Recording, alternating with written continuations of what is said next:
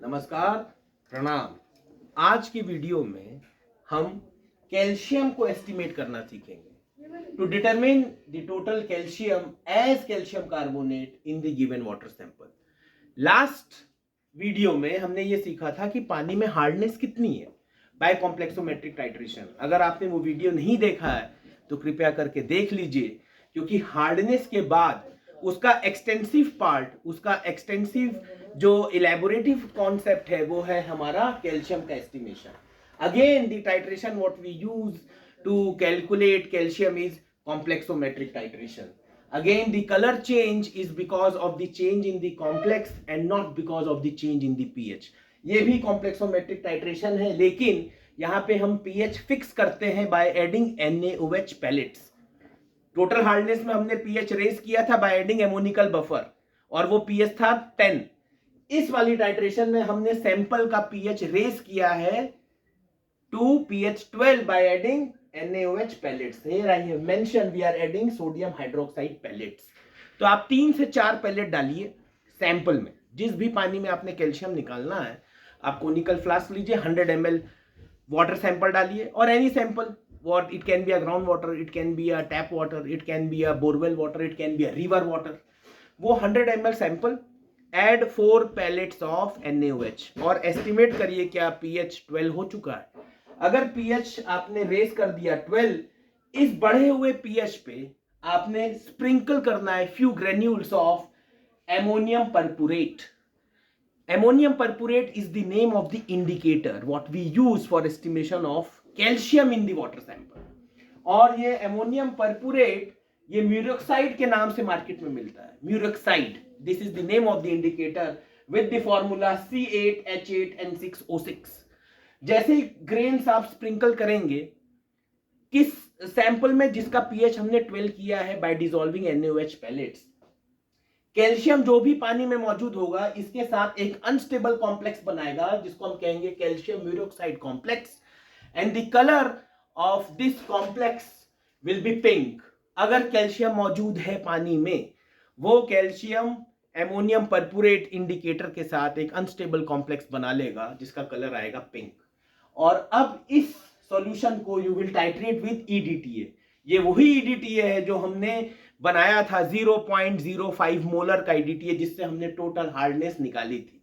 And all the details how to prepare this EDTA I have already given that information in my video what I had uploaded, total estimation of hardness in the given water sample.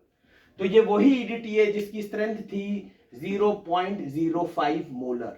और जब आप इस EDTA से titrate करेंगे pink complex को, तो जो भी म्यूरोक्साइड के साथ कैल्शियम बाइंड था वो अब सारा EDTA के साथ चला जाएगा। And here again a stable complex will be formed, calcium EDTA complex, और म्यूरोक्साइड फ्री हो जाएगा और फ्री म्यूरोक्साइड का कलर पर्पल होगा। सो एंड पॉइंट क्या है इस टाइट्रेशन में? It is pink to purple. और ये पिंक टू पर्पल जो कलर चेंज हुआ है ये किस पीएच पे हुआ है? पीएच नंबर 12 पे कलर चेंज हुआ है। और ये कलर चेंज पीएच के बदलने से नहीं हुआ है। Why? Because we have raised the pH to pH 12 and this colour change is because of the change in the complex. Now we are forming EDTA calcium. अब जो भी कैल्शियम आयन है, कैल्शियम मेटल आयन, ये EDTA के साथ complex बना रहा है और ये कॉम्प्लेक्स का कलर कलरलेस है। जो फ्री म्यूरोक्साइड हो गया वो पर्पल कलर का था। तो सेंसिटिव हमने देखना है कि पिंक से पर्पल कितना ml EDTA कंज्यूम कर रहा है सैंपल। आपने ये ऑब्जर्वेशन रिकॉर्ड करना है and then again we have to calculate calcium SCaCO3 in milligram per litre equals to what. तो कितना ml EDTA गया पिंक से पर्पल करने के लिए? How much amount of EDTA has been consumed, कितना ml यहाँ पे आप नोट करेंगे। Multiply with the molarity of EDTA that was 0.05, multiply into 100, 100 is what? It is the molecular weight of CaCO3, multiply 1000 divided by 100 ml, जितना भी आपने sample लिया। इस फॉर्म में हम कैलकुलेट कर लेंगे कितना कैल्शियम मिलीग्राम पर लीटर में मौजूद है वाटर सैंपल में, और उसको एक्सप्रेस हमने किया है SCaCO3। अब कोई कहेगा सर मुझे कैल्शियम एज कैल्शियम कैलकुलेट करना है, नॉट SCaCO3।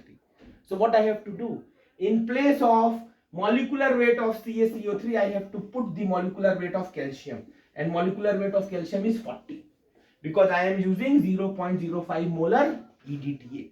So अगर कितना ml EDTA कंज्यूम हुआ, multiply 0.05 molar EDTA, multiply 40, multiply 1000 by ml of sample. So यहाँ मुझे मिल जाएगा कैल्शियम एस कैल्शियम. अगर मैं यहाँ 100 करता हूं तो कैल्शियम एस कैल्शियम कार्बोनेट, और ये जो यूनिट में हमने निकाला that is milligram per litre और ppm. So this much amount of calcium is present in the water sample. और जिस टाइट्रेशन से हमने किया है उस टाइट्रेशन का नाम है कॉम्प्लेक्सोमेट्रिक टाइट्रेशन. सो इस एक्सपेरिमेंट से हम कितना कैल्शियम है ये सीख सकते हैं. फॉर एग्जाम्पल हमने पानी का पीएच, जो भी वाटर सैंपल का पीएच हमने रेज किया NaOH के पैलेट डाल के, और हमने वहां स्प्रिंकल किया एमोनियम परपुरेट और म्यूरोक्साइड, और कलर सीधे आ गया पर्पल, पिंक नहीं हुआ. So then what does it mean? It mean कि सैंपल में कैल्शियम है ही नहीं, वो बाइंड ही नहीं कर पाया. म्यूरोक्साइड कैल्शियम के साथ बाइंड करता तो पिंक कलर आता. यहाँ कलर सीधे पर्पल आ रहा है, इसका मतलब म्यूरोक्साइड फ्री है, वो बाइंड नहीं कर पाया.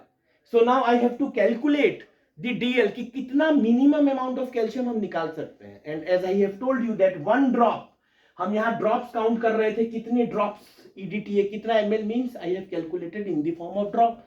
एक ड्रॉप इक्वल होती है 0.05 ml के. सो अगर मैं एक ड्रॉप पे DL निकालूं, डिटेक्शन लिमिट की मिनिमम मैं एक ड्रॉप गिन सकता हूं, तो 0.05 multiply 0.05 into 40 means calcium as calcium into 1000 by 100, तो आंसर आता है 1 मिलीग्राम पर लीटर. इसका मतलब अगर सीधे ही हम एंड पॉइंट पे पहुंच रहे हैं, सैंपल सीधे ही पर्पल हो रहा है, so then I will report calcium as calcium, ये मिलीग्राम पर लीटर में less than 1 milligram per liter it is present in the sample because I can detect only one. So एक drop पे एक है और उससे नीचे मौजूद है सैंपल, क्योंकि सीधे ही कलर क्या आ गया भाई, एंड पॉइंट हम पहुंच गए हैं, वो है purple. So I will report calcium as calcium is less than 1. So this is the way we calculate and we report.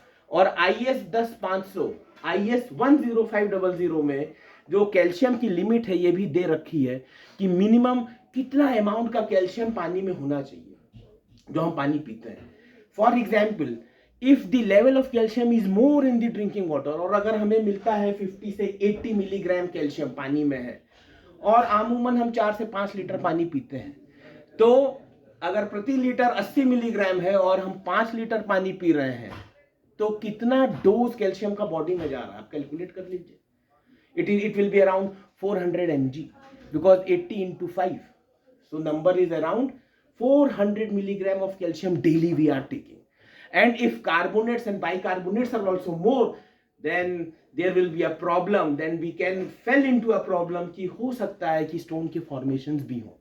So calcium कितने मात्रा में पानी में मौजूद है ये हमें जानना बहुत जरूरी है. और ये एक्सपेरिमेंट आज जो मैंने आपको बताया complexometric titration using EDTA, it was an extension because total hardness में हमने ये निकाला था कि पानी कितना हार्ड है, आज हमने सीख लिया पानी में कितना कैल्शियम मौजूद है. और नेक्स्ट वीडियो में मैं by simple calculation I will teach you how to calculate the level of magnesium, how much amount of magnesium is present in the drinking water sample in milligram per liter. That will be simple calculation. So I hope आज इस छोटे से video में हमने calcium निकालना सीखा पानी में using complexometric titration. So keep on watching the videos, do subscribe the channel. जय हिंद, जय भारत.